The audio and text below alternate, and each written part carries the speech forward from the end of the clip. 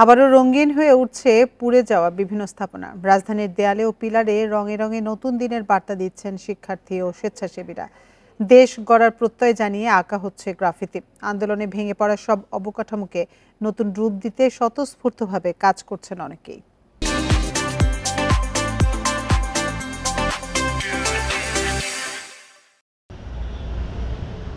রাজধানীর বনানীর চেয়ারম্যান বাড়ি এলাকার এলিভেটেড এক্সপ্রেসওয়ে টোল প্লাজা পুড়ে যাওয়া অবকাঠামো পরিষ্কার করছেন স্বেচ্ছাসেবীরা।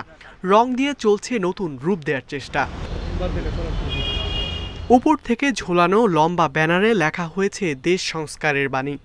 পুরা ছিল, অনেক নোংরা ছিল, তারা কালকের মধ্যে এটা পুরাটা ক্লিন করছে। অনেক স্থাপনা আমাদের ঢাকা শহরে কিন্তু ক্ষতিগ্রস্ত হয়েছে।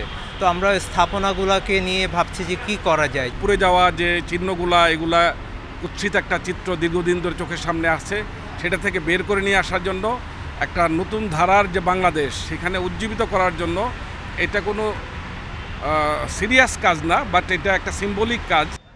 আন্দোলনে প্রাণ হারিয়েছেন বিশ্ববিদ্যালয় ছাত্র মুগ্ধ। রাজপথে তার পানি বিতরণের মুহূর্ত দাগ কেটে গেছে সবার মনে। এই ঘটনার স্মরণে আগারগাঁওয়ে মেট্রো রেলের পিলারে আঁকা হয় গ্রাফিতি। জেনজিরা কি কাজ করছে, ওরা যাতে এটা দেখে বুঝতে পারে যে অ্যাকচুয়াল জেনজি কি করতে পারে। তারা যে একটা সুষ্ঠু সমাজ চাইছেন সেটা তারা পাইছেন, এটা আর কি আমরা দেওয়ালে তুলে ধরছি। আন্দোলনের চিত্র যেমন ফুটে উঠেছে, পাশাপাশি নতুন দিনের বার্তাও দিচ্ছে এসব গ্রাফিতি। সাম্প্রদায়িক দাঙ্গা রুখতেও অবস্থান পরিষ্কার করেছেন তরুণ শিল্পীরা।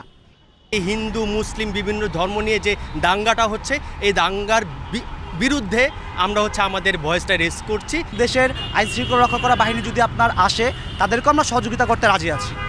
এদিকে সড়কে যানবাহন নিয়ন্ত্রণে ব্যস্ত শিক্ষার্থীরা।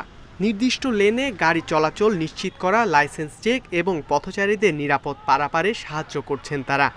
রিক্সা কোন দিকে যাবে, গাড়ি কোন দিকে যাবে, এগুলো আমরা গাইড করছি। তারপর আবার আমরা কে হেলমেট পরছে কে পরছে না এগুলো দেখছি। বিএনসিসিতে অনেক নিয়ম শৃঙ্খলা শেখানো হয়।